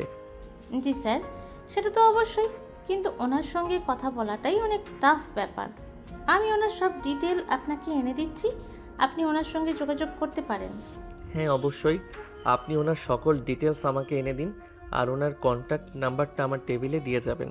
যেভাবেই হোক ওনাকে এই ডিল করার জন্য কনভিন্স করতে হবে। নীলয় কথা বলে বাহিরে বের হবে, তখনই নয়নের রুমে প্রবেশ করে লামিয়া। সে রুমে ঢুকে নয়নকে বলতে শুরু করে, কি ব্যাপার? এই মেয়ের সঙ্গে তোর এত কি কথা? কতক্ষণ ধরে অপেক্ষা করছি তোর সঙ্গে দেখা করার জন্য, কিন্তু তোদের কথা যেন শেষই হচ্ছে না। কি এমন কথা বললি? তেমন কোনো কথা না, একটা বায়ারের সঙ্গে যোগাযোগ করতে চাচ্ছি। অনেক বড় একজন বায়ার উনি। যদি আমাদের থেকে প্রোডাক্ট নেয় তাহলে এই কোম্পানি আরও উপরের দিকে যেতে পারবে। সেজন্যই ওনাকে সকল ডিটেলস আনতে বলেছি। তুই কোন বায়ারের সাথে যোগাযোগ করবি আমাকে তো কিছুই বললি না। আসলে আপনি আমার উপর অনেক রেগে আছেন তো, সেজন্য আপনাকে এই বিষয়ে কিছুই বলিনি। যদি আরও রেগে যান আমার উপরে সেজন্য। এটা একদম মিথ্যা কথা। তুই আসলে চাচ্ছিস আমি যাতে কোনো বিষয়ে না জানি। তুই সব কিছু একা একা সব করে সব ক্রেডিট একা নিবি। আপনি সবসময় উল্টাটাই ভাবেন কেন বলেন তো? আমি এরকম কিছুই করতে চাইনি। আমি মাত্র অফিসে এসেছি, আপনাকে বলার সময়টা এখনও পাইনি। আমি ইনফরমেশন গ্যাদার করছি। আপনাকে একটু পরে বলতাম। আপনি সবসময় শুধু আমাকে সন্দেহ করেন আর কষ্ট দিয়ে কথা বলেন। আচ্ছা, ওইসব বিষয় এখন বাদ দিলাম। ওই বায়ারের নামটা আমাকে বল একটু। ভাইয়ের টাইটেল সম্ভবত 16-এ। তোর মাথা ঠিক আছে? তুই এই বায়ারের সঙ্গে কন্ট্রাক্ট করার চেষ্টা করছিস। তুই জানিস আব্বু অনেক চেষ্টা করে ওনার সঙ্গে ডিল করতে পারেনি, আর তুই করবি কিভাবে? তুই তো এই বিষয়ে কিছুই জানিস না। চেষ্টা করতে বাধা কিসে বলেন? আমি আমার সর্বোচ্চ দিয়ে চেষ্টা করে দেখি না একটাবার কি হয়। তোর কথা আমি শুনলে আমার মেজাজ খারাপ হয়ে যায়। আব্বু কি জন্য তোকে এত বড় একটা দায়িত্ব দিয়েছে কিছুই বুঝলাম না। আচ্ছা, আপনি এমন ব্যবহার করছেন কেন বলেন তো? বারবার শুধু একই কথা বলেন। বিরক্তিকর। আমাকে মামা অনেক আশা করে এই চেয়ারে বসে আছেন। আমি মামাকে আশাহত করতে চাই না। আমি যেভাবেই হোক যে কোম্পানিটাকে আরও বড় করতে চাই। প্লিজ আপনি আমার পাশে থাকুন। যদি পাশে থাকতে না পারেন তবে খারাপ কিছু বললেন না, আমাকে চেষ্টা করতে দিন প্লিজ। নয়নের কথা শুনে লামি একটু স্থির হয়ে গেল।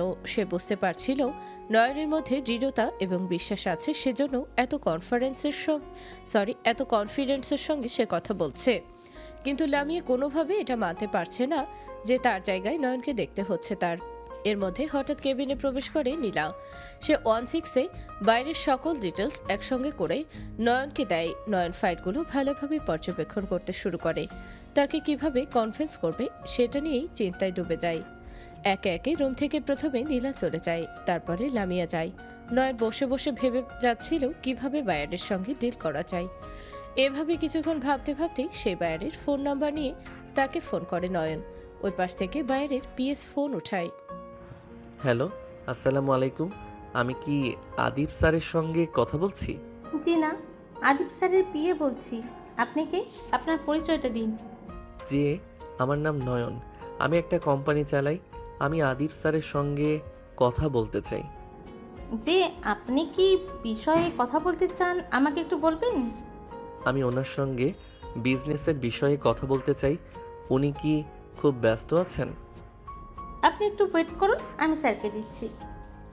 নয়নের বুকের মধ্যে ধুকপুক করতে শুরু করেছে। এত বড় একটা বাইরের সঙ্গে কথা বলতে চাচ্ছে, সে একটু নার্ভাস, কিন্তু তার মনোবল অনেক বেশি। তারপর ওপাশ থেকে আদিব স্যার বলে ওঠেন, জি বলেন, আপনি আমার সঙ্গে কোনো বিষয়ে কথা বলতে চান? স্যার, আমি আপনার সঙ্গে বিজনেসের বিষয়ে কথা বলতে চাই। আমার কোম্পানির সঙ্গে যুক্ত করতে চাই আপনাকে। দেখুন, আমি আসলে ফোনে এভাবে কথা বলতে পছন্দ করি না। আপনি যদি পারেন তাহলে আমার অফিসে চলে আসেন, আপনার সঙ্গে সামনাসামনি বসে কথা বলবো। আশা করি আপনি বিষয়টা বুঝতে পেরেছেন। জি স্যার, অবশ্যই। আমি এটাই চাচ্ছিলাম, কিন্তু আপনাকে বলতে একটু গিল্টি ফিল হচ্ছিল। আপনি যেহেতু বললেন তাহলে তো আর কোনো প্রবলেম নেই। এখন আপনি বলেন আমি কবে আসলে ভালো হয়? আজকে আমার কয়েকটা মিটিং আছে। আপনার যদি কালকে সময় হয় তাহলে কালকে 10টার সময় মিটিং ফিক্স করতে পারি আপনার সঙ্গে। জি স্যার, অবশ্যই আমি ফ্রি আছি। তাহলে আমি কালকে 10টার সময় আপনার অফিসে যাব। হ্যাঁ, তাহলে আপনি কালকে 10টার আগে অফিসে চলে আসবেন। আপনার সঙ্গে ঠিক 10টার সময় মিটিং করব আমি।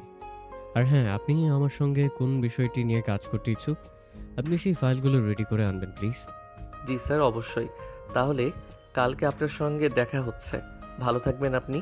আসসালামু আলাইকুম। নয়নের মনে একটু একটু আশা জমতে শুরু করেছে। কালকে ঠিক 10টার সময় মিস্টার আদিবের সঙ্গে তার মিটিং ফিক্সড হয়ে গেছে। সে এখন তার প্রোডাক্টগুলো নিয়ে সুন্দর করে 2টা ফাইল রেডি করে, তার ফাইল রেডি করা শেষ হয়ে গেলে সে অনেক ক্লান্ত হয়ে যায়। সে খাবার খেতে যাবে, এর মধ্যেই রুমে প্রবেশ করে লামিয়া। রুমের মধ্যে যখন আসবেন একটু নক করে আসবেন প্লিজ। হঠাৎ করে রুমে প্রবেশ করেন, কেমন যেন লাগে। আমি তোর রুমে ঢুকবো এটার জন্য আবার তোর কাছে পারমিশন নিতে হবে? চেয়ারম্যানের দায়িত্ব পেয়ে কি নিজেকে অনেক বড় মানুষ মনে করতে শুরু করেছিস? আপনি আসলে সোজাভাবে কোনো কথা বলেন না, কোনো কথা বোঝেনও না। আমি আপনাকে বললাম নক করে ঢুকতে, আপনাকে কখন বলেছি পারমিশন নিয়ে ঢুকতে হবে? অন্য সময় পারমিশন নিয়ে ঢুকবেন, কিন্তু আপনাকে তো আমি পারমিশন নিয়ে ঢুকতে বলিনি। শুধু দরজায় একটু নক করবেন, সামান্য একটা কথা বলেছি। আচ্ছা, এখন আমার ঝগড়া করার কোনো মুড নেই। আমি তোকে ডাকতে এসেছি খাওয়া দাওয়া করার জন্য। এখানেই খাওয়া দাওয়া করবে নাকি ক্যান্টিনে যাবি সেটা বল। না না, এখানে খাওয়া দাওয়া করব না, আমি ক্যান্টিনে যাব। আপনিও চলুন। নয়ন আর লামিয়া দুজন ক্যান্টিনে চলে গেল। দীর্ঘ অনেক দিন পর লামিয়া নয়নকে খাওয়ার জন্য ডেকে নিয়ে গেল। নয়ন একটু অবাক হয়েছে, তবে আহামরি কিছু না। তারা দুজন খাওয়া দাওয়া করে আবার কেবিনে ফিরে আসে। সেখানে এসে লামিয়া তাকে জিজ্ঞেস করে, আচ্ছা, তুই কি সেই বাইরের সঙ্গে কথা বলেছিস? আমি কিন্তু তোকে বলেছিলাম কথা না বলতে। শুধু শুধু অপমান হয়ে কি লাভ? আমি জানি উনি আমাদের মতো ছোট কোম্পানিকে কখনোই গুরুত্ব দিবে না। এখনও কিছু বলতে পারছি না, তবে কালকে মিটিং আছে। ওর সঙ্গে মিটিং করে ওনাকে যদি প্রজেক্টের সব কিছু বোঝাতে পারি, আশা করি উনি কনভিন্স হবেন। তবে শিওর কিছু বলতে পারছি না, দেখা যাক কি হয়। কি বলিস? ওনার সঙ্গে তুই মিটিং ফিক্স করলে কিভাবে? উনি তো সব সময় খুবই ব্যস্ত থাকেন, তাহলে তোকে স্লট দিল কিভাবে? সেটা আমি বলতে পারবো না, তবে অনেকক্ষণ কথা বলার পরে উনি আমাকে ওনার অফিসে যেতে বলেছে। কালকে 10টায় মিটিং। অফিস আমাদের এখন উপরওয়ালার কাছে একটাই প্রার্থনা, এই ডিলটা যেন কনফার্ম করে আসতে পারি। সব বুঝতে পারলাম, কিন্তু তুই কি ফাইল রেডি করেছিস? ওখানে গিয়ে কিন্তু মুখে কথা বললে চলবে না, কথা বলতে হবে, ফাইলও দেখাতে হবে। তাহলে আমি প্রজেক্টগুলোর একটা ফাইল রেডি করে দিচ্ছি তোকে। থাক ম্যাডাম, আপনি যে এতটুকু বলেছেন সেটা আমার জন্য অনেক। অনেক ফাইল রেডি করতে হবে না, ফাইল আমি অনেক আগে রেডি করে ফেলেছি। এখন শুধু কালকে গিয়ে ভালোভাবে প্রেজেন্টেশন দিতে পারলেই হয়। তুই এত দ্রুত ফাইল রেডি করলি কিভাবে? আমি তো বিশ্বাসই করতে পারছি না যে তুই ফাইল রেডি করে ফেলেছিস। আচ্ছা যাই হোক, আজকে তাহলে তাড়াতাড়ি বাসায় যা, আমি অফিসে আছি। কালকে তোর তো সকাল সকাল ঘুম থেকে উঠতে হবে। শুধু আমি নই, আপনি আমার সঙ্গে চলেন। অফিসের তেমন কোনো কাজ নেই, আজকে দুজনের সাথেই বাসায় চলেন। আচ্ছা, তাহলে তুই ফাইল নিয়ে গাড়ির দিকে যা, আমি আমার ব্যাগটা নিয়ে আসি। নয়ন ফাইলগুলো নিয়ে গাড়িতে গিয়ে বসে আছে। কিছুক্ষণ পর লামিয়া চলে আসে। দুজনেই একটু ক্লান্ত। সরাসরি বাসায় গিয়ে নয়ন গোসল দিয়ে ফ্রেশ হয়ে বারান্দায় বসে সিগারেট টানছিল। সঙ্গে সঙ্গে লামিয়া এগিয়ে নয়নের হাত থেকে সিগারেট টান দিয়ে ফেলে দেয়। নয়ন জিজ্ঞেস করে, কি ব্যাপার, আপনি আমার সিগারেটটা ফেলে দিলেন কেন? তুই এমনভাবে বলতেছিস মনে হচ্ছে এটা না খেলে তুই মারা যাবি। এগুলো কিন্তু আমার একদম পছন্দ না, গন্ধে আমার দম বন্ধ হয়ে আসে। আর একদিন যদি দেখেছি তোকে সিগারেট খেতে, তাহলে তোর খবর আছে বলে দিলাম। আমি সিগারেট খেলে আপনার কি যায় আসে? আমি তো আপনার কেউ হই না। তাহলে আমাকে নিয়ে আপনি এত মাথা ঘামাচ্ছেন কেন বলুন তো? আমার সঙ্গে এখন তর্ক করবি না বলে দিলাম। যেটা বলেছি সেটাই এখন থেকে পড়বি। আর কে বলেছে তুই আমার কেউ হোস না? তোকে আমি সব সময় রাগ দেখাই বলে কি তুই এগুলো ভেবে নিয়েছিস নাকি? অবশ্যই, যে কেউ ভাববে আপনি আমার সঙ্গে সবসময় খারাপ ব্যবহার করেন। এমন ব্যবহার করেন, হ্যাঁ আমি রাস্তার কোনো টোকাই সবসময় তুই তোকারি করে কথা বলেন, যেটা শুনতে একদম ভালো লাগে না আপনার মুখে। নয়নের কথা শুনে লামিয়া একটু থমকে যায়। সে বুঝতে পারে নয়নকে সে অনেক কষ্ট দিয়ে ফেলেছে, কিন্তু তার এই কষ্টগুলো কিভাবে মুছে দিবে সে বুঝতে পারছিল না। নয়ন চেয়ারের উপরে বসেছিল। নয়ন কোনো কিছু বুঝে ওঠার আগে নয়নের কোলের উপরে গিয়ে বসে পড়ে লামিয়া। নয়ন যেন একদম স্তব্ধ হয়ে যায়। তার মুখ দিয়ে কোনো কথা বের হচ্ছিল না। তার কণ্ঠনালী যেন একদম বন্ধ হয়ে গেছিল। তার শরীর ধীরে ধীরে ঠান্ডা হয়ে যেতে শুরু করে। সে বুঝতে পারছিল না লামিয়া কেন এটা করলো। ভয়ে ভয়ে সে জিজ্ঞেস করে, কী ব্যাপার? আপনি এভাবে আমার কোলের উপর বসলেন কেন? তাড়াতাড়ি উঠে যান আপনি, আমার শরীর কিন্তু কাঁপাকাঁপি করছে। একটু আগেই তো বললি আমি তোকে ভালোবাসি না, সব সময় শুধু অপমান করে কথা বলি, তাই এমন করলাম। ও সরি। ও আমার তো মনে ছিল না। এখন থেকে আর তুই করে কথা বলবো না, এখন থেকে শুধু তুমি করে কথা বলবো। লামিয়ার এরকম পরিবর্তন দেখে নয়ন অবাক হয়ে যায়। সে কোনোভাবেই বুঝে উঠতে পারছে না কি করা উচিত তার, এখন কি বলা উচিত। এক পর্যায়ে নয়ন বলে, আপনি কি আমার সঙ্গে মজা করছেন? এরকম ইয়ার্কি কিন্তু আমার একদম পছন্দ হয় না। আমার কেমন জানি লাগছে। প্লিজ ওঠেন। জান, তোমার সঙ্গে আমি ইয়ার্কি করতে পারি, তুমি আমার হাজবেন্ড। তোমাকে এখন থেকে সব সময় আদরে রাখবো। আমার আদর পেয়ে তুমি সব কিছু ভুলে যাবে, শুধু আমার কথাই ভাবতে থাকবে, দেখে নিও। কিন্তু আপনার হঠাৎ এত বড় পরিবর্তন, আমার বিশ্বাসই হচ্ছে না যে আপনি আমার সঙ্গে এত সুন্দরভাবে কথা বলছেন। আমার মনে হচ্ছে আমি যেন স্বপ্ন দেখছি। আপনি আমাকে একটু চিমটি কাটুন তো। এই নাও। ও মাগো, এত জোরে কেউ চিমটি কাটে? আমি জানি নিজের চোখ কানকে বিশ্বাস করতে পারছি না। যাই হোক, এগুলো যদি আপনি মন থেকে করে থাকেন তাহলে আমার থেকে বেশি খুশি কেউ হবে না। অবশ্যই মন থেকে করেছি, তোমার সঙ্গে অনেক খারাপ ব্যবহার করেছি আর নয়। এখন থেকে তুমি সব সময় আমাকে তোমার পাশে পাবে, বুঝতে পেরেছো? নয়ন কিছু একটা বলতে যাবে তখনই লামিয়া নয়নকে জড়িয়ে ধরে তার নরম দুটি ঠোঁট নিয়ে নয়নের ঠোঁটের সঙ্গে লাগিয়ে লিপ কিস করতে শুরু করে। নয়নের সুযোগ বুঝে লামিয়া নরম তুলতুলে ঠোঁটগুলো চুষতে শুরু করলো। এভাবে অনেকক্ষণ একে অপরকে জড়িয়ে ধরে আদর করছিল, চুমু খাচ্ছিল। হঠাৎ দরজার বাহিরে থেকে লামিয়ার আম্মু যাকে, সঙ্গে সঙ্গে লামিয়া উঠে যায়। আম্মু বলো। অফিস থেকে কখন এসেছো? খাওয়া দাওয়া করতে হবে না? নয়নকে সঙ্গে নিয়ে আসো, তোমার আব্বু তোমাদের জন্য অপেক্ষা করছে, তাড়াতাড়ি নিচে আসো। লামিয়া তার আম্মুর কথা শুনে নয়নকে সঙ্গে নিয়ে খাবার টেবিলে চলে যায়। নয়নের মিটিংয়ের সম্পর্কে তার মামার সঙ্গে কোনো কথা বলেনি, কারণ সে চায় তার মামাকে চমকে দিতে। তারা খাওয়া দাওয়া শেষ করে রুমে চলে আসে। এই যে মিস্টার, আজকে থেকে তোমাকে আর ফ্লোরে কিংবা সোফায় ঘুমাতে হবে না। আজকে থেকে তুমি বিছানায় ঘুমাবে আমার সঙ্গে, এসো। যা বলছেন ভেবে বলছেন তো? দেখা যাবে সকালে উঠে আবার আমার উপরে চেঁচামেচি শুরু করবেন। এত কথা বাদ দিয়ে তাড়াতাড়ি এসে ঘুমিয়ে পড়, কালকে সকালে কিন্তু তোর ঘুম থেকে উঠতে হবে, এটা মাথায় আছে কি? নয়ন আর কোনো কিছু না ভেবে বিছানায় গিয়ে শুয়ে পড়ল। লামিয়া কিছুক্ষণ পর তার দিকে এগিয়ে আসতেই নয়ন তাকে জাপটে ধরে ঘুমিয়ে পড়ে। কিছুক্ষণ পর লামিয়া ঘুরে উঠে নয়নের বুকের সঙ্গে মাথা ঠেকিয়ে শান্তির নিঃশ্বাস ফেলে ঘুমিয়ে পড়ে। একজন আরেকজনকে জড়িয়ে ধরে রাতটাই পার করে দেয়। সকালে ঘুম ভাঙতেই লামিয়া নয়নের জন্য খাবার রেডি করছিল। কিছুক্ষণ পর নয়নকে ডেকে দেয়। নয়ন উঠে ফ্রেশ হয়ে রেডি হয়ে খাবারের জন্য নিচে চলে যায়। তোমাকে বললাম সকাল সকাল ঘুম থেকে উঠতে হবে, তারপরেও তো লেট কেন? আর বইল না, এই প্রথম এভাবে ঘুমিয়েছি তো, সেজন্য কখন সকাল হয়ে গেছে টেরই পাইনি। কি বলো? একটু আস্তে বলো, আম্মু শুনে ফেলবে। ও সরি, আমার মনেই ছিল না। এখন কথা না বলে তাড়াতাড়ি খাওয়া শেষ করে বের হও, তা না হলে লেট হয়ে যাবে কিন্তু।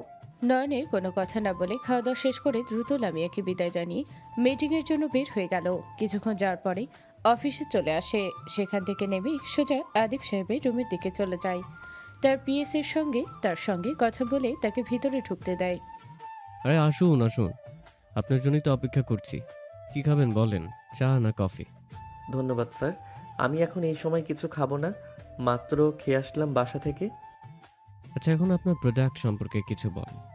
এই নিন ফাইল, এখানে সব কিছু ডিটেলস লেখা আছে। আশা করছি আপনি এটা চেক করলে সব কিছু বুঝে যাবেন। আদিব সাহেব ফাইল শুরু করেন। অনেকক্ষণ সে ফাইলগুলো নিয়ে পর্যবেক্ষণ করতে থাকে। কিছুক্ষণ পর মুখে হাসি নিয়ে নয়নকে বলতে শুরু করে। নয়ন সাহেব, আমি আপনার ফাইলের প্রেজেন্টেশনগুলো দেখলাম। খুবই চমৎকার হয়েছে আপনার প্রেজেন্টেশন, আমার অনেক পছন্দ হয়েছে।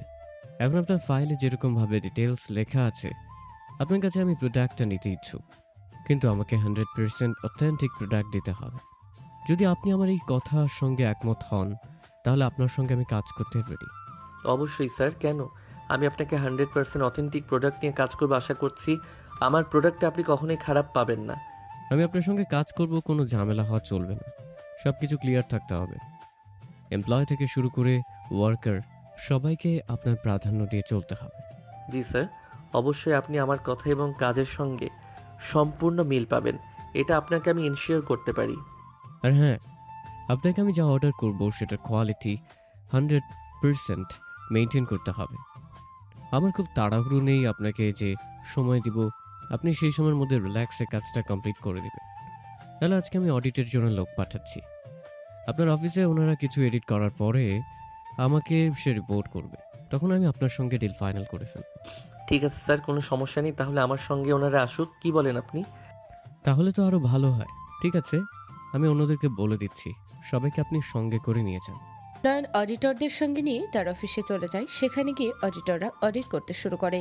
পুরো অফিসটা তারা ভালোভাবে পর্যবেক্ষণ করতে শুরু করে। এর মধ্যে এসে অফিসের একটা এমপ্লয়ি অডিটরকে অফিস সম্পর্কে অনেক বাজে কথা বলে। এটা শুনে অডিটররা একটু ভয় পেয়ে যায়। তাদের এখন বুঝতে অসুবিধা হচ্ছে আসলে কে সত্য বলছে আর কে মিথ্যা। তারা আর কোনো কিছু বুঝতে না পেরে সরাসরি নয়নের কাছে চলে যায়। তাকে গিয়ে সবকিছু খুলে বলতে শুরু করে। নয়ন সাহেব, আপনার অফিসের মনে হয় টেকনিক্যাল কোনো ঝামেলা আছে। আপনার অফিসে স্টাফরা এই অফিস সম্পর্কে খারাপ তথ্য দিচ্ছে, এটা আসলে কেন? কি বলেন? কেউ নেই? ওনার নাম আমাকে বলুন। এখন নাম তো জানি না, তবে লম্বা লম্বা চুল, একটু হাইটেও লম্বা। আচ্ছা, আমি বুঝতে পেরেছি আপনি কার কথা বলছেন। আপনারা একটু অপেক্ষা করুন, আমি ওনাকে ডেকে আনছি। হ্যালো, একটু শাকিল সাহেবকে আমার কেবিনে পাঠাও তো দ্রুত। জি স্যার, আমাকে ডেকেছেন? হ্যাঁ, আপনাকে দেখেছি। আপনি ওনাদের কি বলেছেন এই অফিস সম্পর্কে? স্যার, ওনাদের সঙ্গে তো আমার কোনো কথা হয়নি, আমি ওনাদের আজকে প্রথম দেখলাম।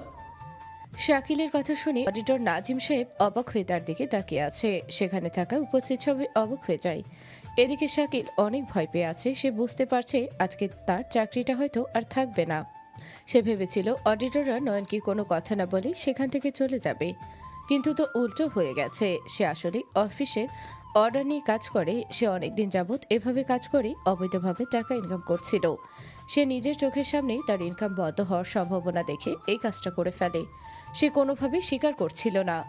আপনি একটু আগে আমাদেরকে এই অফিস সম্পর্কে বাজে বাজে কিছু তথ্য দিলেন, এখন আপনি বলেছেন আমাদেরকে আজকে প্রথম দেখলেন।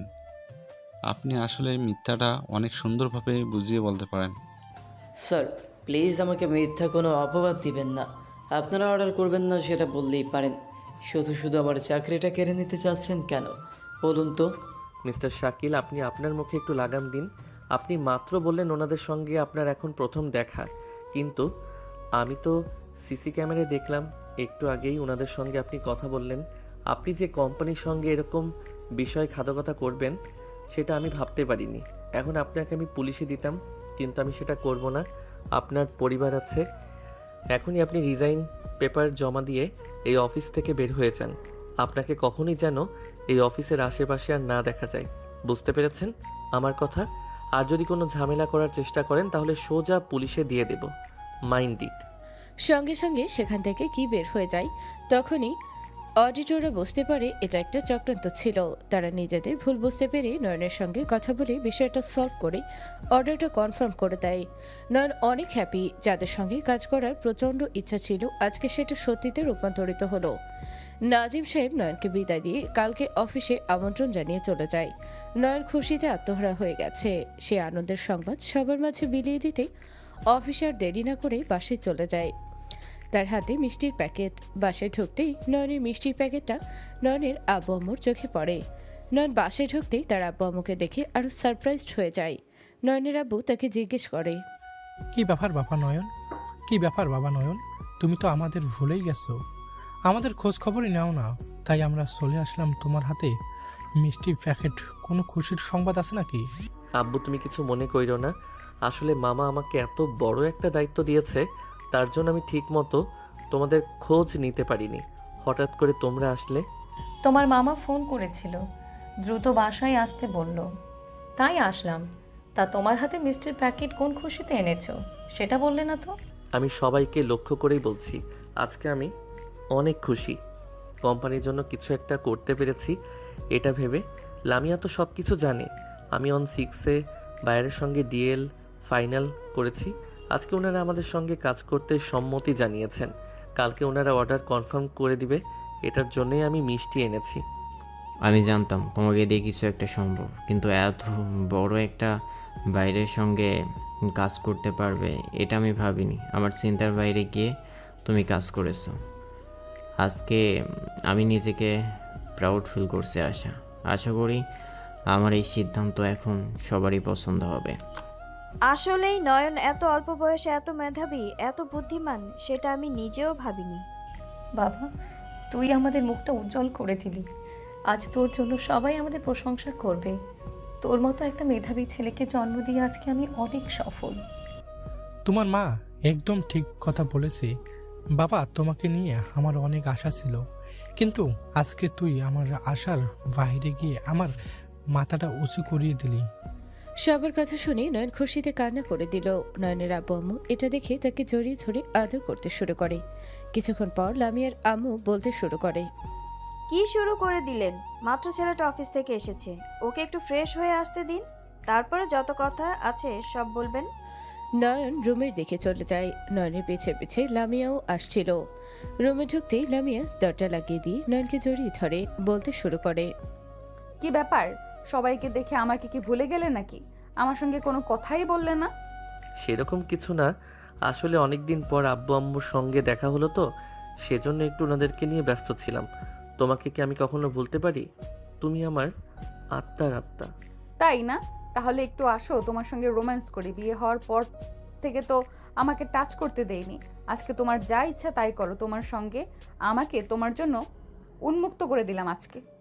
নয়ন কথাটা শুনে লামিয়াকে জড়িয়ে ধরে বিছানার ওপর ফেলে দিয়ে তাকে আদর করতে শুরু করে। আচ্ছা, এখন তো ওরা রোম্যান্স করবে। এখন আমরা থাকলে ওদের ডিস্টার্ব হবে, তাই আমরা এখন বিদায় নেই। আপনারা সবাই ভালো থাকবেন। গল্পটা এখানেই শেষ হলো। আল্লাহ হাফেজ। সমাপ্ত।